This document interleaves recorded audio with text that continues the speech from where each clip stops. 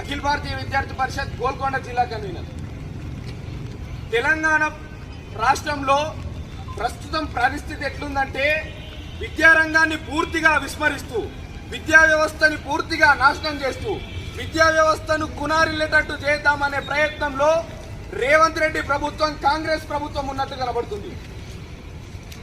రాష్ట్రంలో ప్రఖ్యాతిగాంచినటువంటి ప్రభుత్వ కళాశాల నిజాం కళాశాల, ఎందరో మహానుభావులు ఈ కళాశాల కేంద్రంగా ఉత్తీర్ణులై రాజకీయాలను ప్రభావితం చేసేటువంటి స్థాయిలో ఉన్నారు.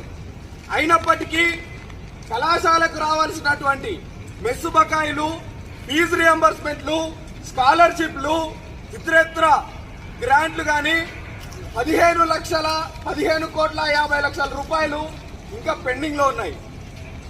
అంటే అర్థం చేసుకోవచ్చు, ప్రభుత్వం విద్యా వ్యవస్థ పైన ఎటువంటి చిత్తశుద్ధితో ఉందో మనకు అర్థం చేసుకోవాలి.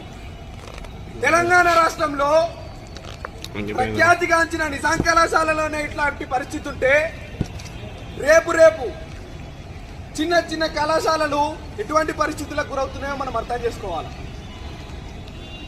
బట్టి విక్రమార్క దాదాపు వారం రోజుల కిందట వచ్చి కళాశాలను విజిట్ చేసిపోయిండు. విజిట్ చేసిపోయినప్పటికీ అనా పైసా కూడా కళాశాలకు కేటాయించని పరిస్థితి ఇక్కడ ఉన్నది.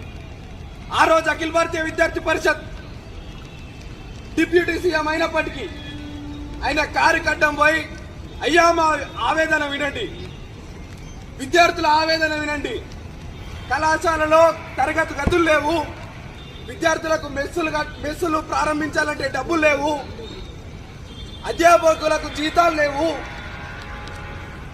ల్యాబ్ ఎక్విప్మెంట్స్ లేవు, ఎటువంటి మౌలిక సదుపాయాలు లేవు. ఈ లేని కారణంగా విద్యార్థులు చదువుకోలేకపోతున్నారు.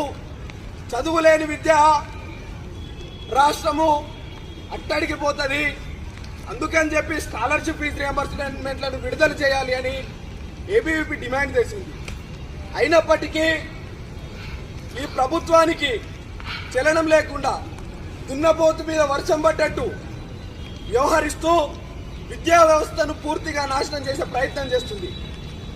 ఈ చర్యను విద్యార్థి పరిషత్, అఖిల భారతీయ విద్యార్థి పరిషత్ ఖండిస్తూ రాబో కాలంలో తీవ్రమైన ఉద్యమాలకు దారితీసి ప్రభుత్వాన్ని గద్దె దింపేంత వరకు కూడా వెనకాడబోమని హెచ్చరిస్తుంది. రేవంత్ రెడ్డి గారు బీసీ రిజర్వేషన్లని ఎస్సీ రిజర్వేషన్